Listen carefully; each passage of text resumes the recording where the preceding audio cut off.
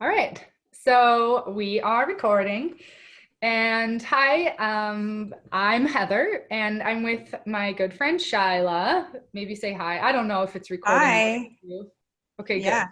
Then they see your face. Yeah. Hi.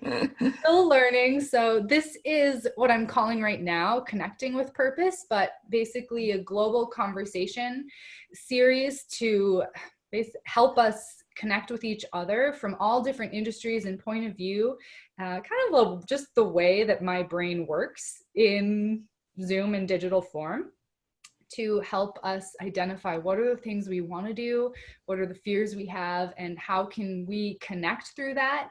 And when we start connecting, the solutions to these fears and these things we want to do will just naturally start to rise. So these first few conversations are like one-on-one, but as we go, my hope and my vision is that we'll start drawing more people together as we start finding these commonalities. So I guess first, Shylah, just, I don't know, maybe give a little bit of like who you are, what your background is, and we'll go from there. Awesome. Yeah. So my name is Schauer. I am a naturopathic doctor.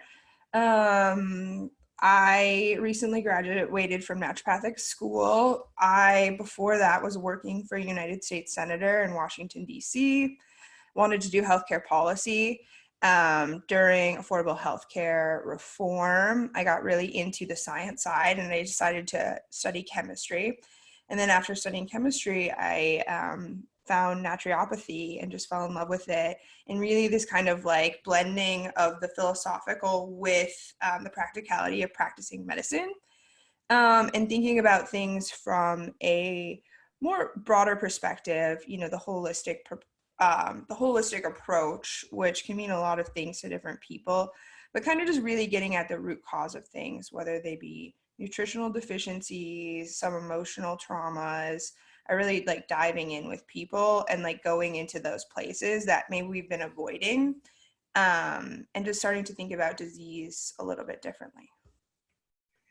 Um, I mean, for people who have like been following, well, at least me for a while, obviously, Shyla and I are friends. We like went to high school together, played on the golf team, and like, I don't know, just whatever, Yeah, life yeah, went our own ways. And now here we are. The universe like keeps basically making us be friends. Not that it's hard, yeah. but it's cool. And yeah, I think, we share so many similar views, as I think a lot of us do, right? On how everything is connected. Like, what can we learn from the earth? What can we learn from each other to really expand ourselves? And in this like moment in time, right, we're facing this like global pandemic and just the energy that's around like what's happening. And Mhm. I think Shyla, which is just like one perspective among many, Mhm. of course, in the health Right. field, but yeah, so it's just cool to be able to like talk with you about it. A couple of just like questions. I think the one that I want to ask now is just in this moment in time, what is your fear for the world or for like, your community? That's a really good question. Um, I think honestly, the biggest fear that I have right now is that we've been given kind of this gift of the darkness and the shadow self, and it feels really icky and uncomfortable, but it's something we've been avoiding for a long time. And I think my fear is that when given this opportunity, we're not going to go into those places and be like, okay, what isn't working, what needs to change, and that we're going to move on from this and go back to the way things have been going, even though we know that they haven't been going the way that we want them to, nor are they sustainable. Mm-hmm.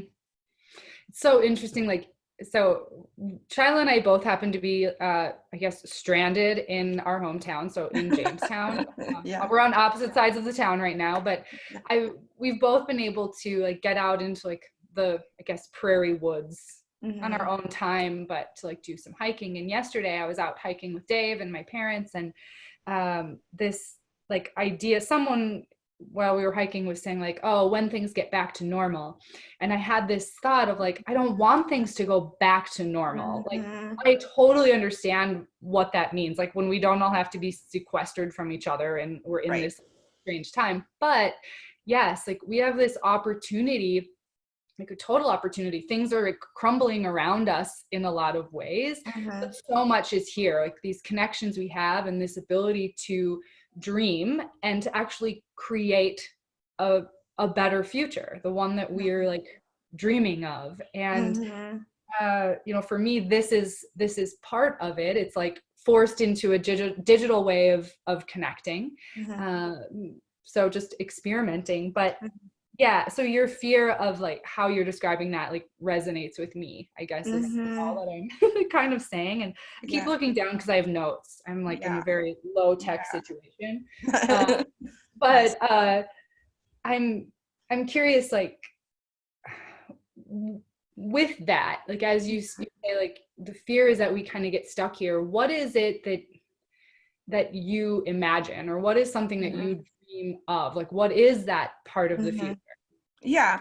I think that the really interesting thing about the time that we're in now is nobody is immune to some type of feeling, right? And we're all like individually processing these anxieties around a multitude of factors. And how do we learn and kind of train ourselves to go through that process, but then also at the end find love and compassion for one another, even if their fear and anger looks a little differently than ours.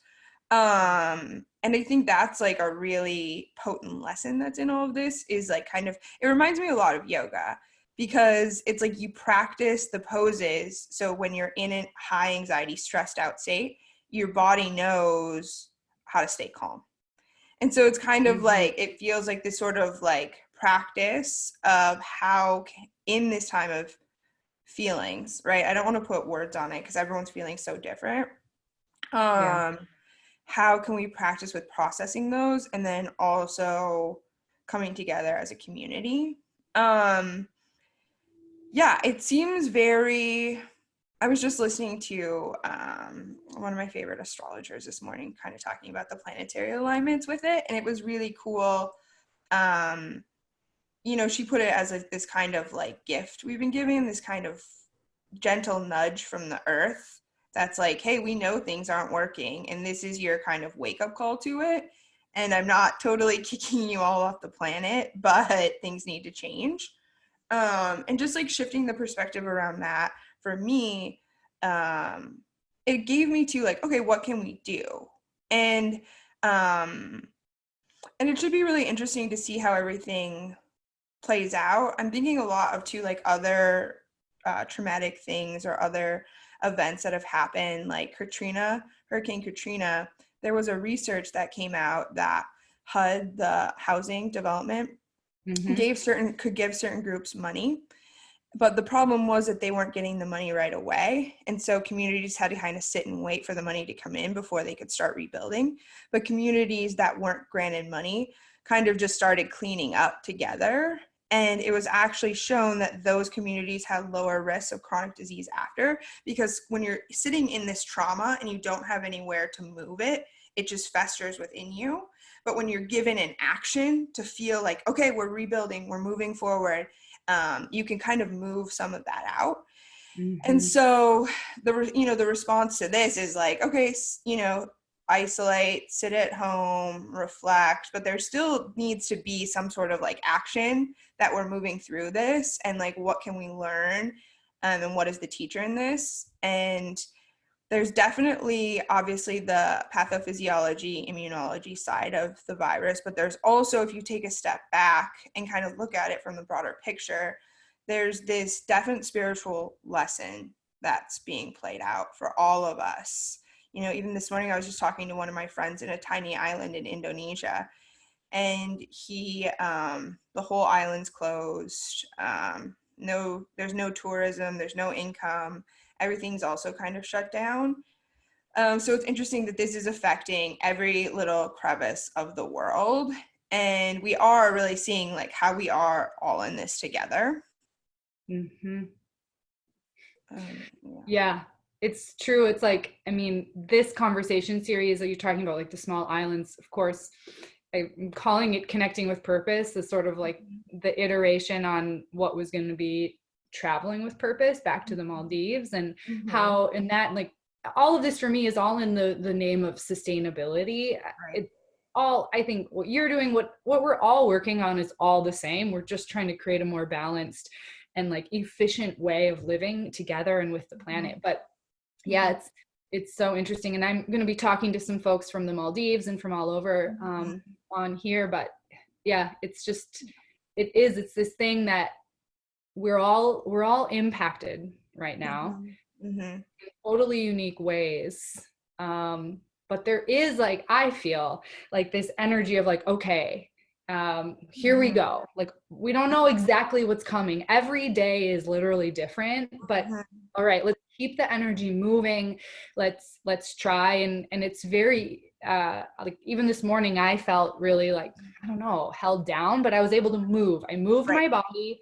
Right. Okay, just keep moving the energy and letting go of this idea of what's right and what's wrong. And for me, the energy is to connect. This is something my brain does naturally. It's like an empathetic thing. It's an intellectual thing. It's just my whole being likes to connect. Mm-hmm. For you, what do you think are some of the like skills or the talents or the passions that you have that you want to apply in this time? Yeah, I think this is a really good time to get back to community and local community and practice that sort of. I think the action right now can be around, well, what can I do at home to stay healthy? And I think we've been dependent on these huge systems, which is a part of the problem that we're in now, that maybe haven't been super collectively beneficial. Even from the perspective of like, okay, you have all this time at home. What foods can you grow in your yard? Like, what can you learn how to ferment? Can you grow an herb garden? What does that? What do those herbs even mean? How do you use them? And sort of even like getting back to the basics of kind of reintroducing these things that have been simple and that we can do at home, along with the perspective of, I think, getting in touch with nature that's literally in our yards, learning the plants. I was walking with a friend the other day, and he was like, I always love walking with you because I just see grass and you see stories. And I'm like, oh, yeah, because I know all of these plants. And so, like, just a small walk around the block, be like, oh, that's that, right? And kind of like reintroducing ourselves to our environment on a very like basic level in this like stillness. And I think that in itself is this action of like self-sustaining, and that you do have this power, and you have this power that we've just like forgotten about because it hasn't been. I mean, think about like our grandparents. Like, this stuff is still like second nature to them. I hang out at the senior center because I love it. But they'll talk about, because we'll talk about, oh, these are what plants you grow to keep these pests out. This is when the moon cycle, when you harvest this plant. Like, this stuff was all second nature to them because they grew up on the farms. But it's interesting how it's been lost so fast within just 2 generations. Um, and I think it's all really interesting, and we've kind of forgotten that the potentness of the plants that are actually just around us. So is that like your knowledge of these, I don't know what to call them. I was going to say systems.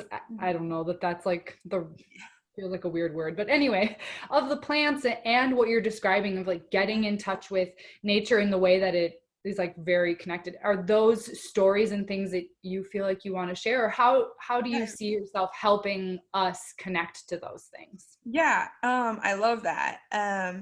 Yeah, I think it's sort of understanding those systems and also feeling confident in using them to work on your health and being kind of in tune with your body, and trusting that process. I've been telling people a lot about the story about how when we were sick back in October, Oh yeah. um, just like the process of like, if I would have gotten that now, I would have freaked out. And everyone would have been like, stay away from me, stay away from me. But like, luckily enough, like you and I had each other, and my loving partner took care of me. And it was like this beautiful, because we're vulnerable and we need one another, especially when we're sick. And especially with something like this virus, we're seeing that we've only can be reliable on the healthcare system. And that's essentially putting the burden on the healthcare system, which it can't sustain. But when we start coming together and start being, at least even for me, it was tough to be vulnerable, to be like, I'm really sick and Mm-hmm. I need someone to make me soup. Um, and just kind of, I think, like, it's literally the basics, like just getting back to the basics of being with the people that support you and love you. But yeah, and I think really thinking about things from a holistic approach. And like I said, so I came from studying political science. So I come from like the philosophy side, and then studying chemistry is really interesting to me, but it's like this micro and macro systems. And I think a huge issue is that we have people that are really good at the micro and not seeing the full picture. And there's people that are really good at the full picture, but aren't practicing medicine.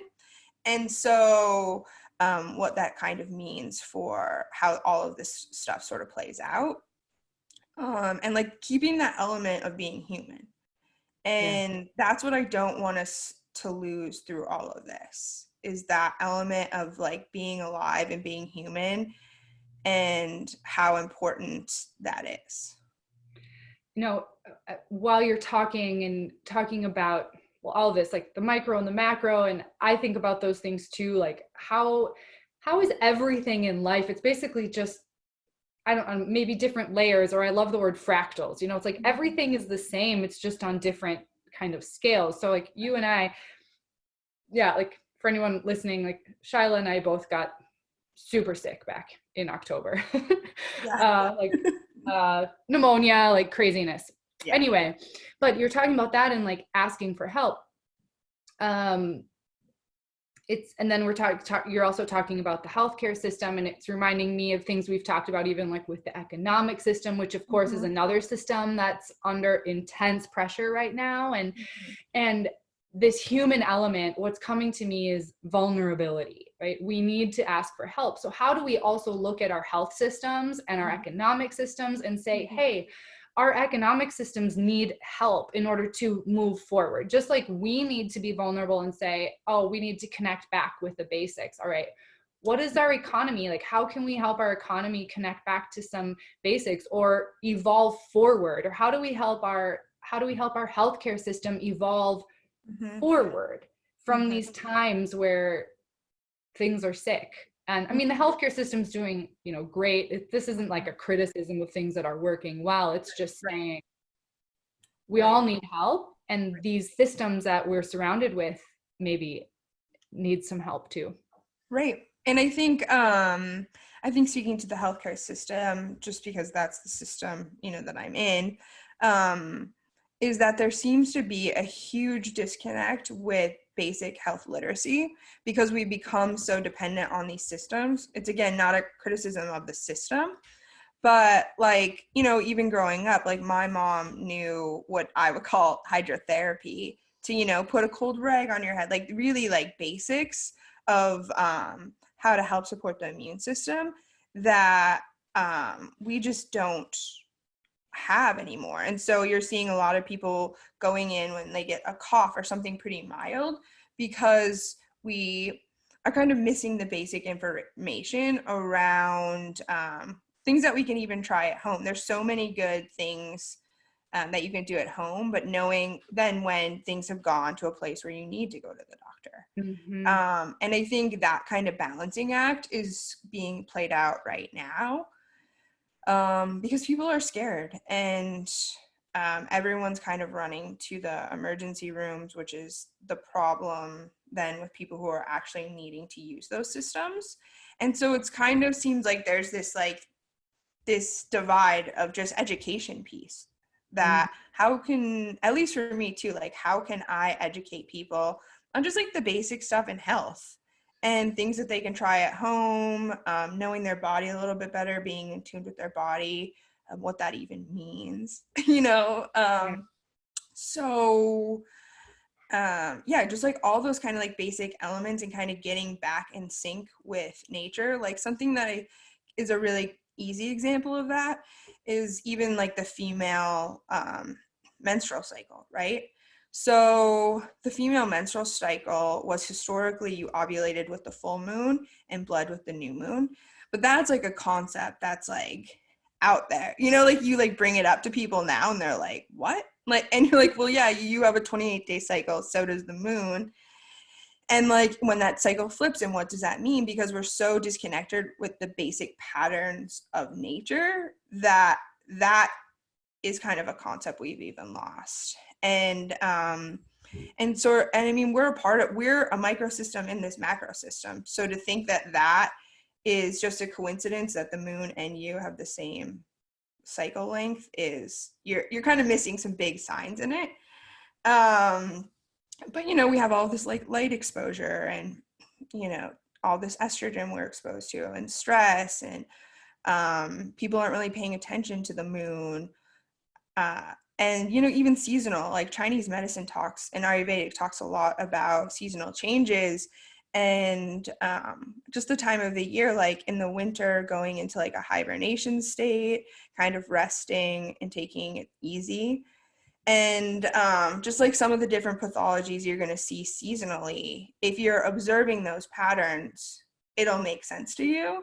But if you're not even thinking about this sort of macrocosm being a part of nature, it's just like, it's really interesting how at humans we've gotten to a place where we think we're separate than it. Like nature is this thing and like the environment is this thing that happens around us, but like we're not necessarily a part of it. It's sort of bizarre. It's like I talk about that in a lot of my like sustainability workshops and speaking, and that getting back into touch with nature and feeling these rhythms. Like, yeah, we aren't, you know, just living in caves, or, you know, most of the humanity isn't nomadic or so intimate with the planet in those same ways. And it's probably not gonna go back to just that, but Right. what are those ways that we can integrate these practices into our life today so that we start to feel it, because we are part of the system. It's energetically part of us, it's physically, we're made up of the same things. And so I love, what you're talking about is through our physical body and our health, how do those systems help us tap into that awareness. And my view, of course, is that the more we do that, then the more we can hear what solutions are there. When are we getting out of balance from a sustainability perspective? It's this time in history, you know, is so interesting to me as from sustainability, because we're seeing as humans are forced to slow down, that we're starting to see like nature thrive again.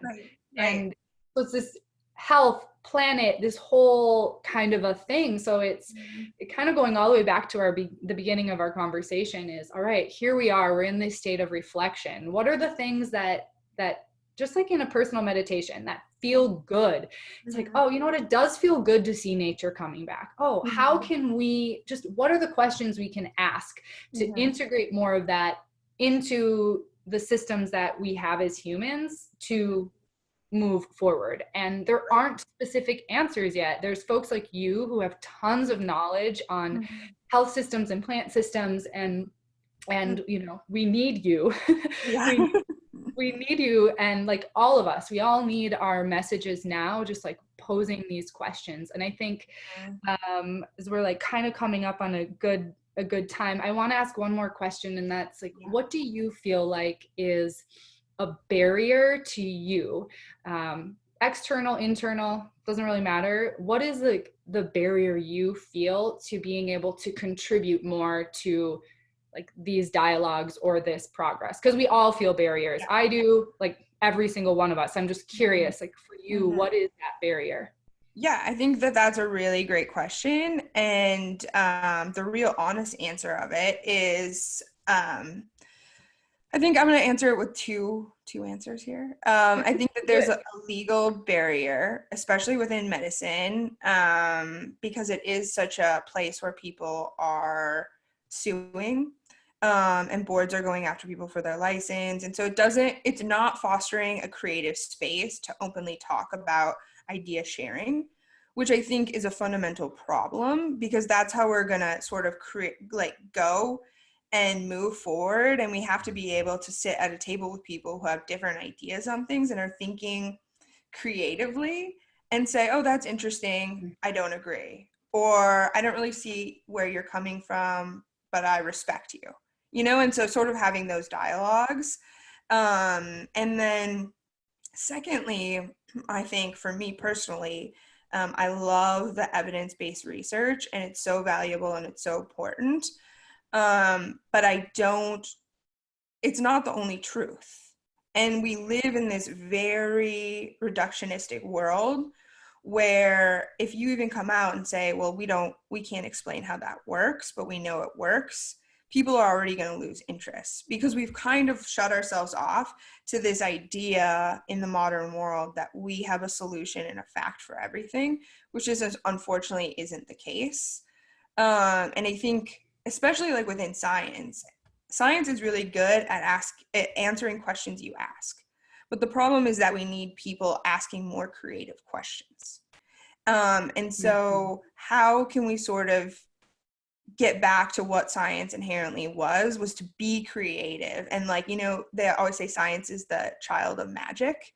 And just being able to explore into all of that, and especially with plant medicine, it's like we have these ancient elders who have used these medicines for a long period of time, and we're trying to reduce it down to doing a study on it, to pulling out little pieces of the plant and then researching them, because that's how research works, as you do it down to one constituent, because you have to find the mechanism of action, even when it's likely that all of these things are working together to give you a health benefit. And it's harder to do in that sort of research with plants, along with getting the funding. And so I think I just want people to be a little bit more creative and a little bit more open to the fact that, especially in this time, this is a new virus that we're seeing. We don't have the answers. We all have to be honest with ourselves about that. But to just be open to all of the solutions. And I think, you and I talk about this a lot, like a practice I've had the past couple of years is how can I hold multiple truths at one time? So how can I hold the fact that, and it started for me actually during the election, where I was like, how can I hold the fact that my truth isn't coming from what other people are voting from, but they're also feeling scared, or they're also feeling a certain way, and really diving deep and finding compassion in that, and being it's not my truth, but it's someone else's truth, and I have room to hold both of those.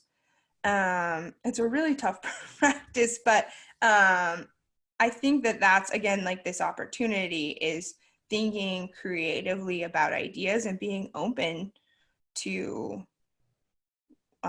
just other people's opinions or other people's fact finding that they have concluded. I think we can really see some cool stuff happen. And I'm really excited about it.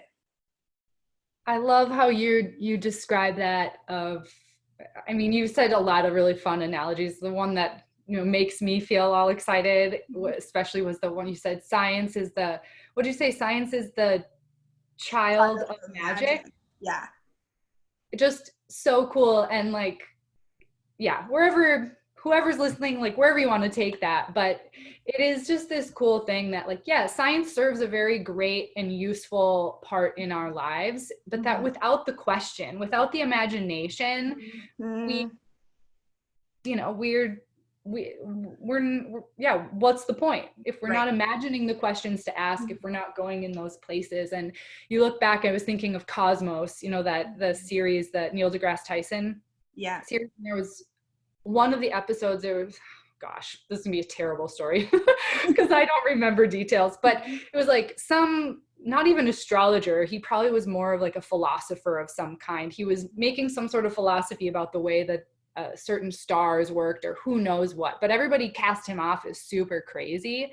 Mhm. And then however many years later, of course, science started being able to test some of the things this guy was saying, and it Yeah. opened up all these doors. So I'm sure like half the stuff we all say is totally like off Yeah. of some deep end, but without that freedom to Mhm. combine the imagination, or like I see what you're saying with your barriers of like we have legal restrictions and there's like scientific mentality restrictions that Mhm. are hard for us to move through. Mhm. So anyway, I feel like we could like keep going on, and let's definitely go Yeah. on from this Yeah. point. Now my mind is in this space of like, okay, who and what can like help us create an environment that feels safe and nurturing to be able to get messages like yours out without as much anxiety and fear around the Mhm. legal ramifications or who knows what, or I don't Right. know. So Right. I Yeah. guess I feel like this is maybe just like a really great place because my mind is spinning on all of the things that I want to talk about next. But Yeah. I don't know, is there anything else you want to just like end with at the moment, or Yeah. just say? Yeah, I think I maybe just ending on the fact that we have been given some time right now and allowing yourself to be creative and whatever that means for you. Something for me that I picked up after school when I graduated back in August was painting and watercolor, and I hated it because I was so used to like, these like protocol, what's the data say? Is somebody going to tell me how to paint this picture? I need instruction. Should I take a class? And I just sort of started and I was like, you know what? I'm going to be bad at this and I'm just going to do it. And it kind of like, it became very like therapeutic for me, and playful. And I think just inviting kind of in that playfulness around things, and also relaxing if you can. I know it's harder, it's easier said than done, but like relaxing into this journey that we're all on of being a human being, and that the truth is that we never knew how it was going to play out. And so how can we find that sort of relaxation in that discomfort, and asking for help and sharing your stories with people, and being vulnerable, because we're all feeling so deeply right now and you're not alone in it. I love it.